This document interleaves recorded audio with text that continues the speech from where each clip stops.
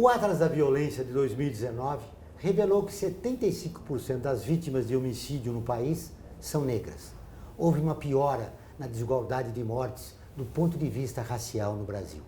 Para falar sobre esse assunto, recebemos no programa de hoje o reitor da Universidade Zumbi dos Palmares, o professor José Vicente. Olá, seja bem-vindo. Eu sou Joel Scala, está começando o Observatório do Terceiro Setor, o olhar da cidadania.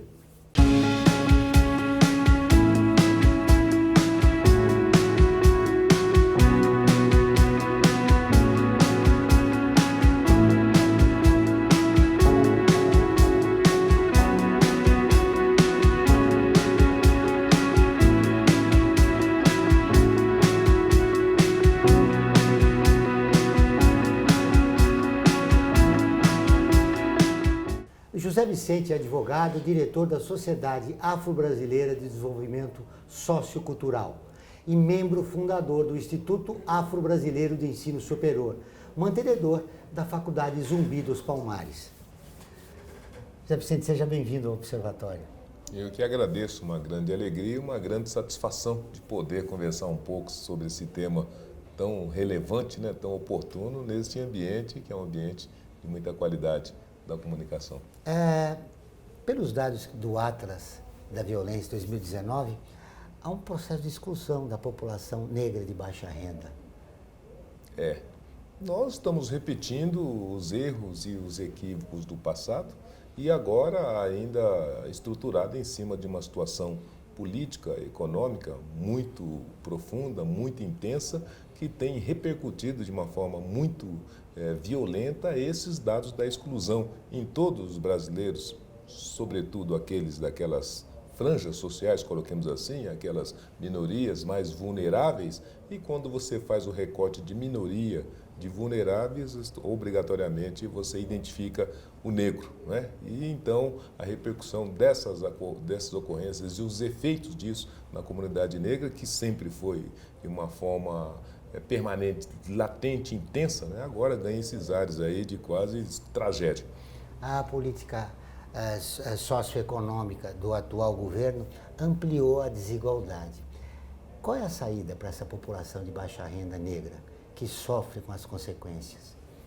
Não tem uma luz ao final do túnel, Vai precisar necessariamente que o país ache um rumo, que o país ache uma direção e, preferencialmente, que seja um rumo e uma direção virtuosa e, com isso, ele possa puxar toda a sociedade no sentido de se libertar dessas amarras da pobreza, da violência e dessa mortandade que se debruça sobre todo esse grande proporção de brasileiros. E do ponto de vista do combate a essa letalidade especial sobre os negros, ainda que o país não alcance esse caminho, e é possível algumas intervenções que minimamente possa ajudar, auxiliar a manter isso daí dentro das razoabilidade, pelo menos. Uma delas é justamente que tivéssemos capacidade de fazer com que as forças de segurança tivessem uma ação mais de contenção do que de reação, do que de agressão diante de um fato criminoso que esteja estruturado. Porque o que a gente vê no nosso país é uma polícia que atira primeiro para perguntar depois. Então já seria uma grande contribuição se essa polícia tivesse minimamente o interesse de ter uma abordagem que respeitasse e garantisse esses fundamentos dos direitos humanos, de modo que essa população não fosse tão vitimada como tem sido em coisas dessa natureza. E a segunda, que está clara, está evidente, é tirar as armas de circulação. Mais armas em circulação significa mais corpos no chão. O governo tem, no Congresso Nacional, uma proposta de ampliar o processo de encarceramento no país. A gente sabe que quem é preso no país é o pobre e o negro. Sim. É a maioria dos encarcerados. Sim. Como é que você vê essa iniciativa do governo? Pois é, mais um dos erros, mais um dos equívocos e mais uma das manifestações de um profundo desinteresse, descompromisso, de dar um tratamento efetivo, objetivo e que esteja suplantado em bases de racionalidade, e principalmente em base que tenha suporte na ciência. E a ciência toda, a ciência social está espalhada nos vários países, nas várias nações que tratam e que enfrentam esse problema, são na direção contrária. Olha, prender e encarcerar cada vez mais pobres e principalmente esses primeiros praticantes da cena criminosa é simplesmente aumentar, né, a quantidade de pessoas represadas e, em grande medida, continuar enxugando gelo.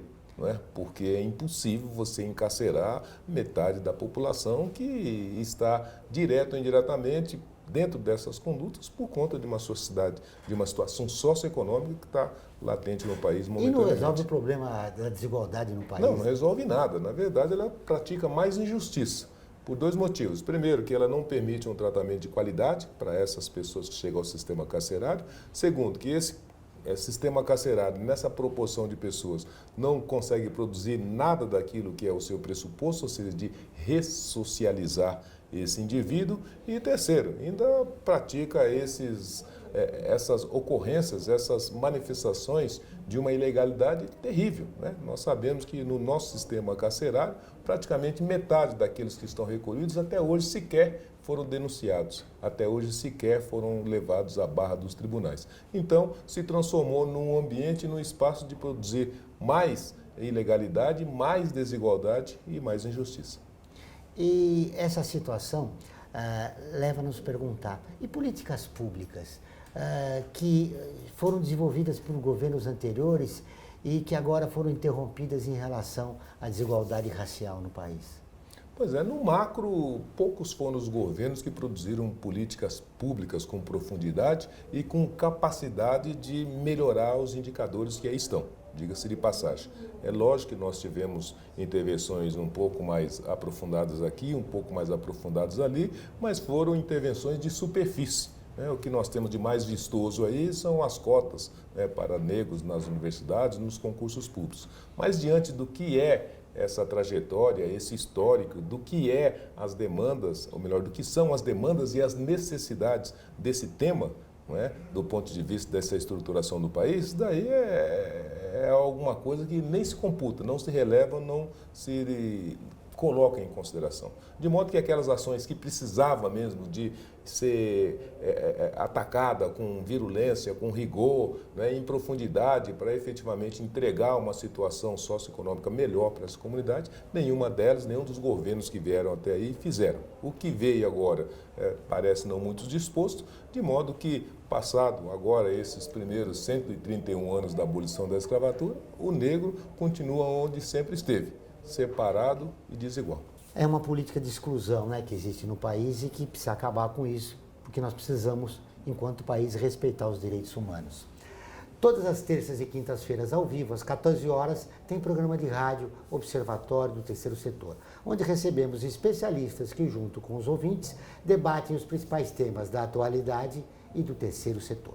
Você pode ouvir pela Rádio Trianon AM 740 ou em qualquer lugar do mundo, pela internet, do seu celular, computador ou tablet, pelo link que aparece na sua tela. Voltamos depois do intervalo.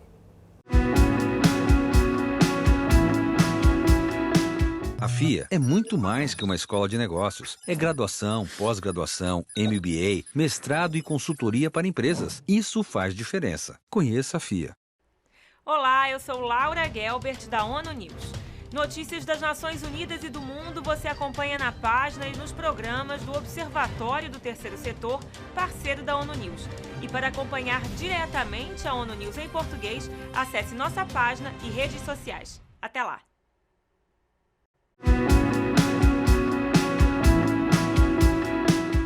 Voltamos com o Observatório do Terceiro Setor e agora vamos para o quadro Você Conhece? Formada em medicina, ela aprofundou-se em saúde pública, pediatria e sanitarismo, com o objetivo de salvar crianças pobres da mortalidade infantil, da desnutrição e da violência. Criou a Pastoral da Criança, que salvou a vida de milhares de crianças no Brasil e no mundo. Zilda Arnes, você conhece? Zilda Arnes nasceu em Forquilinha no dia 25 de agosto de 1934. Foi uma médica pediatra sanitarista brasileira, irmã de Dom Paulo Evaristo Arnes. Em 1953, começou a estudar medicina na Universidade Federal do Paraná. No mesmo ano que entrou na faculdade, ela começou a cuidar de crianças menores de 1 ano. Na época, Zilda se impressionou com a grande quantidade de crianças internadas com doenças de fácil prevenção, como diarreia e desidratação. Em 26 de dezembro de 1959, casou-se com Aloysio Bruno Neumann, com quem teve 6 filhos.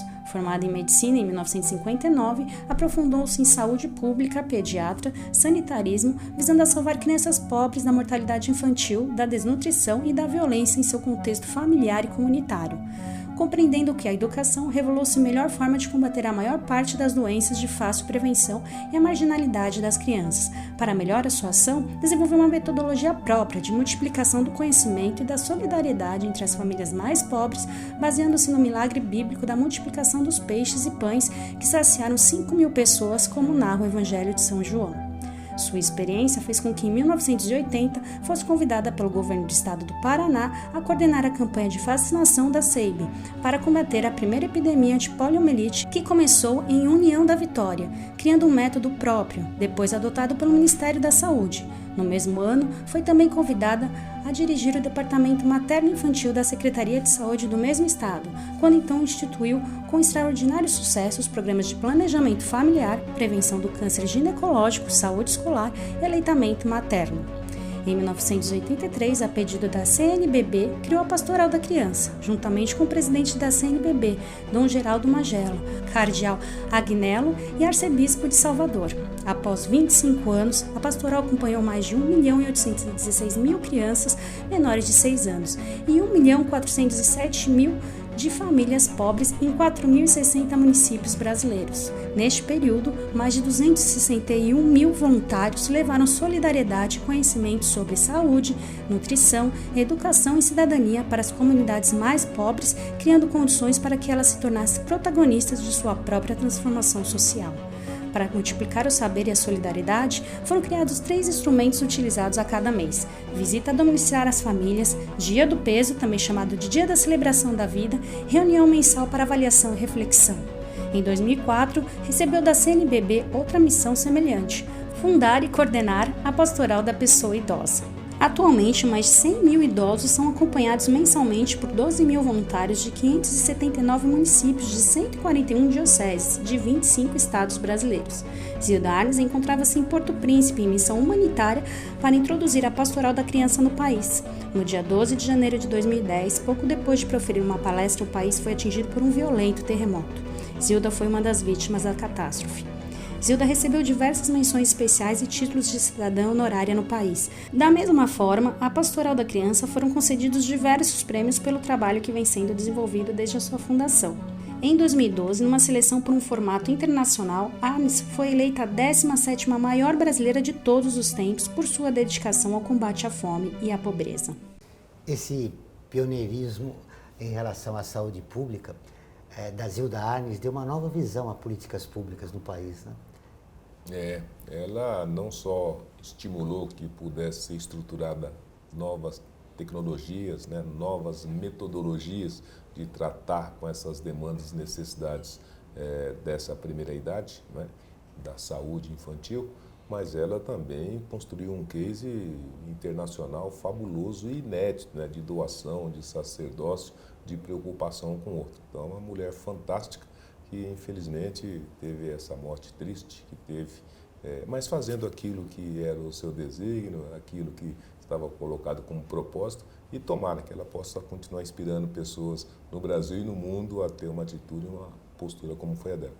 Por que projetos sociais de inclusão social têm resistência de parcelas da população brasileira? Porque nós, brasileiros em especial, temos alguns olhares tortos e equivocados sobre a perspectiva de que o país é nosso, a nação é nossa, o Estado é nosso, a cidade é nossa, a comunidade é nossa. Não existe governo, o governo nunca terá condições de dar conta de tudo, não é? E ainda que conseguisse, mas a gestão da coisa pública é uma obrigação do Estado, mas é um dever de todos os cidadãos. E nós continuamos não levando isso muito a sério. Ao invés de nós fazermos a parte que nos é devida, a gente prefere reclamar, né? Prefere choramingar e prefere passar a responsabilidade e cobrar tudo diretamente do governo. Então a gente tem essa falha aí de atitude, de postura, e as demandas da sociedade, complexa como são nos dias atuais, vai exigir cada vez mais a capacidade de construir políticas públicas, mas também as políticas públicas e políticas sociais encaminhadas e desenvolvidas por todas as outras dimensões da vida social. É necessário o governo? Mas é necessário as instituições sociais, é necessária a comunidade, é necessária a igreja, é necessária a universidade. Todos têm que se debruçar, né, sobre as soluções e as resoluções dos graves problemas que a comunidade, que o Estado, que o município, que o país enfrentam e que precisam superar. Eu gostaria de repercutir com você a situação do cidadão comum no nosso país, que é cliente de projetos sociais. Ele é alvo de muito preconceito da sociedade. Quais são as razões? A nossa sociedade, como eu bem disse, né, ela está assentada em cima de valores que são totalmente contraditórios e valores que são, de novo, eu estou repetitivo, mas é a melhor manifestação que eu encontro de equívoco, não é? Porque a gente tem essa noção de que nós somos parte de um todo. Não é? E se nós somos parte de um todo, se nós somos a expressão e o fruto dessa sociedade humana, significa que nós precisamos estender as mãos, significa que nós precisamos auxiliar para aquele nosso irmão que esteja numa situação difícil, numa situação bastante complicada e que exija um apoio, que exija uma recepção, ela possa se dar a partir da nossa capacidade de compartilhamento, a nossa capacidade de solidariedade, a nossa capacidade mesmo de estender a mão para o nosso irmão humano, né? E a gente, infelizmente, está tomado aí por uma atitude, uma postura de um individualismo extremo, em que o que importa é eu e depois eu. Aí fica muito difícil. A nossa desigualdade racial, ela pode ser explicada como sequelas ainda da escravidão que nós vivemos? Eu acho que em algum momento ela podia ser explicada, mas depois ela ganhou um contorno próprio a ponto de se enquadrar dentro dessa perspectiva, dessa eusalização, entendeu? Ou seja, ninguém quer doar, ninguém quer compartilhar, ninguém quer repartir, né? E ninguém quer efetivamente resolver os graves problemas do nosso país. Porque se nós quiséssemos fazer tudo isso, mesmo esse problema já estaria resolvido. Porque racismo, discriminação, intolerância, nesse já terceiro milênio, são coisas antigas, são coisas retrógradas que já devia ter ficado no passado.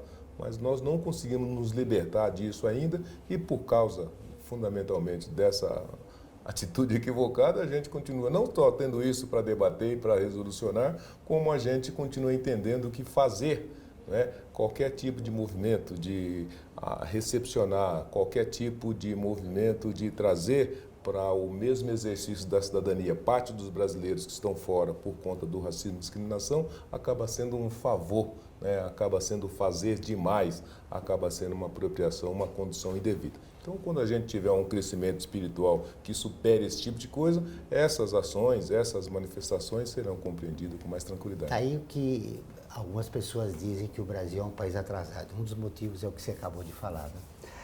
Agora nós vamos fazer um convite para você que está nos acompanhando e curtir a nossa página do Observatório do Terceiro Setor no Facebook. Ela é visualizada por mais de 700 mil pessoas toda semana. Está sempre atualizada, com notícias do terceiro setor, do Brasil e do mundo. Faça como mais de 390 mil pessoas e siga a nossa página. Nós vamos para um rápido intervalo, mas antes você vai conhecer um dos artigos da Declaração Universal dos Direitos Humanos, que faz parte da campanha do Observatório do Terceiro Setor. Direitos humanos são direitos de todos.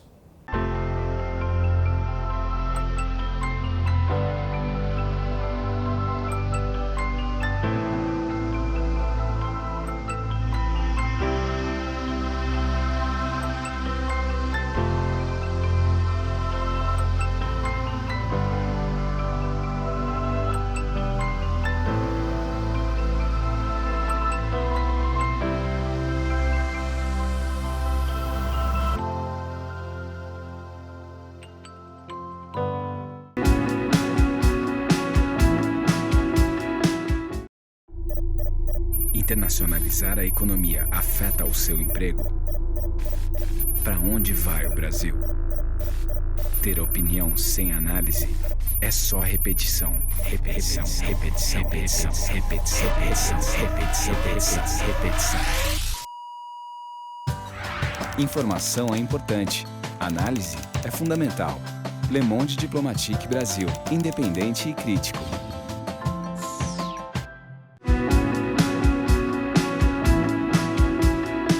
Estamos de volta com o programa do Observatório do Terceiro Setor, o Olhar da Cidadania. Não esqueça, todas as quartas-feiras, às 17 horas, tem o programa Olhar da Cidadania na Rádio USP, com temas da atualidade e dos direitos humanos.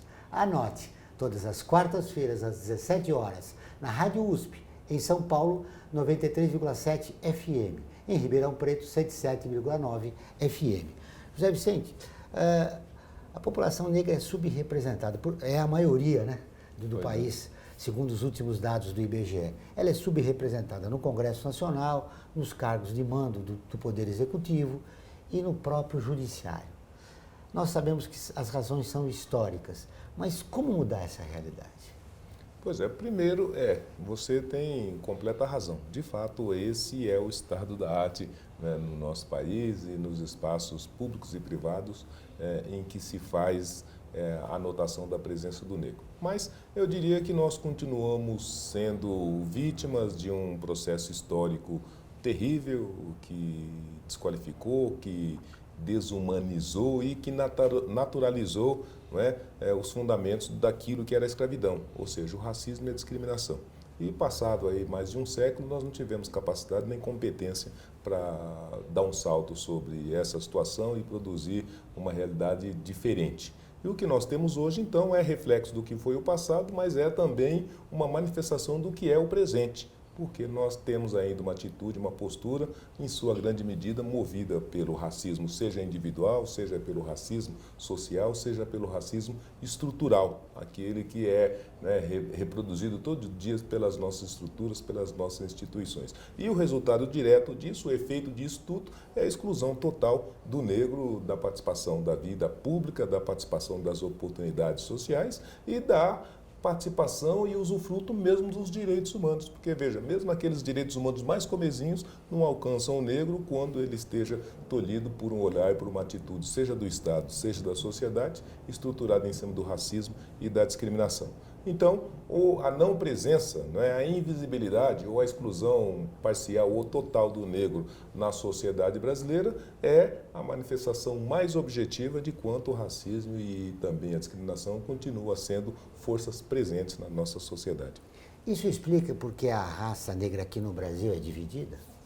Eu não diria que a raça negra é dividida. A raça negra é uma massa, né, uniforme que tenta de todas as maneiras, de todas as formas, superar esses obstáculos que estão colocados e construir, inclusive, caminhos alternativos, né?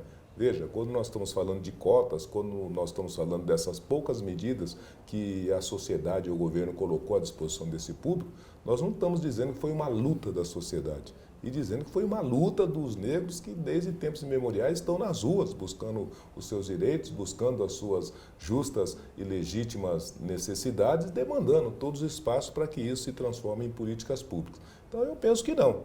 Eu penso que os negros continuam com um espírito comunitário muito intenso, estão muito conscientes e cônscios de que tem uma luta para ser feita, uma luta democrática, e eles precisam estar atentos e sempre prontos para isso, e mais, que apesar aí das distorções e mesmo da quase injustiça da luta, que é uma luta de Davi contra Golias, não é? Os resultados que foram alcançados e são resultados que estimulam essa luta, que prestigia e que até coloca uma luz ao final do túnel, né? Nós estamos dizendo que nesse momento nós estamos chegando aos primeiros 15 anos das cotas e do resultado das cotas, e as cotas em si, acho que ela traduz bem isso que nós estamos conversando. Imagine você que quando se fez a solicitação de cotas, a solicitação era de 10% de cotas para negros nas universidades públicas. Isso há 20 anos atrás. O resultado dessa luta entregou cotas de 10% a 100%, porque a lei diz hoje que as cotas são aquelas que estão representadas os negros, onde estão a Universidade Federal, né? Aqui em São Paulo 37%, mas em Salvador 80%, mas as cotas que eram da Universidade Pública, chegou ao Ministério Público, chegou ao Judiciário, chegou aos concursos públicos, chegou inclusive às Forças Armadas.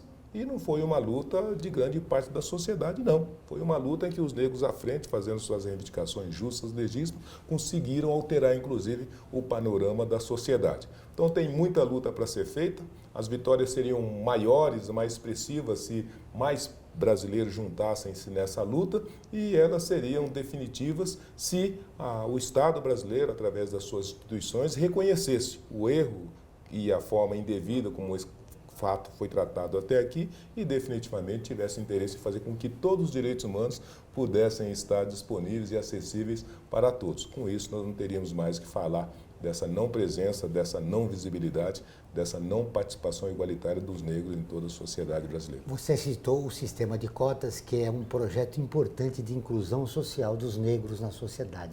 Mas durante essa fase houve muita resistência, né? Não, houve e continua havendo, e sem contar as fraudes, né? Até desse pouco que se conseguiu, que é uma política limitadíssima, 10%, 20% de cota para 60% da população brasileira, é até uma antimedida, né? Se nós estivéssemos dizendo, olha, 60% de cotas, né, em todo o espaço público, estaria mais ou menos ali dentro de um equilíbrio. Agora, nós estamos dizendo que diante de uma demanda que nunca foi atendida, ou que se reivindicou politicamente, é 20% de cotas. E o pouco que se conseguiu, no mais das vezes, ainda teve que também ser confrontada com as fraudes de toda a natureza que colocaram os negros dentro dessa perspectiva.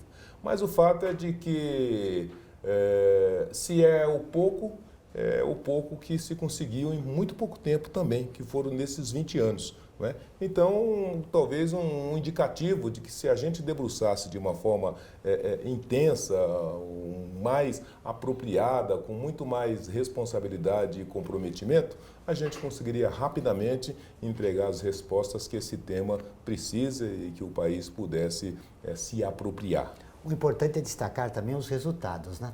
Haverá nas próximas décadas mudanças significativas na sociedade, né? Não tenham dúvidas. Imagine você que nesse exato momento, só no ambiente acadêmico, nós estamos com 1 milhão de jovens negros. Isso daí é toda a quantidade de público acadêmico que foi produzido em 100 anos no ensino superior, do ponto de vista dos negros. Então, em 15 anos, nós produzimos 1 milhão de jovens negros. E são aí, né, os Ronaldinhos, os Joaquins Barbosa, as Zezés Motas, Thaís Araújo, que estão prontinhos para entrar em campo e ajudar a fazer a diferença e também, né, dar uma pincelada nessa estética caucasiana do nosso país. Então a gente vai ver nos próximos dias, anos e meses que virão, esse novo público chegando na avenida e ajudando a trazer uma cara de mais realidade, né, para a estética brasileira e trazer também essa contribuição, esse talento e essa competência para ajudar a fazer a mudança que o país precisa. Se o nosso país não é negro, ele é mestiço, né? O nosso país é negro, só precisa deixar de ter vergonha disso, não é?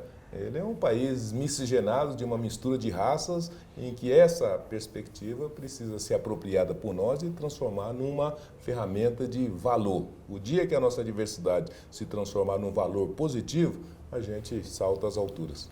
É importante a tua fala para o negro comum mexer com a autoestima dele. Isso é fundamental para uma mudança, né? Não resta dúvida. A gente muda primeiro a mente, né? A gente muda primeiro os conceitos, a gente muda primeiro a nossa personalidade interna. Então, eu acho que quando esse país for um país convidativo e que o negro puder perceber que ele está de braço aberto, recebendo e permitindo que ele dispute em pé de igualdade todas as oportunidades que aí estão, seguramente o negro vai estar, né, com o peito estufado, o peito erguido e junto com ele vem todo o país. Prazer em revê-lo. Obrigado pela entrevista. Eu que agradeço. O Observatório do Terceiro Setor fica por aqui. Esse e todos os nossos programas de TV e rádio estão no nosso portal, acessado por mais de 1 milhão de pessoas de 173 países. Acesse você também, observatorioterceirsetor.org.br.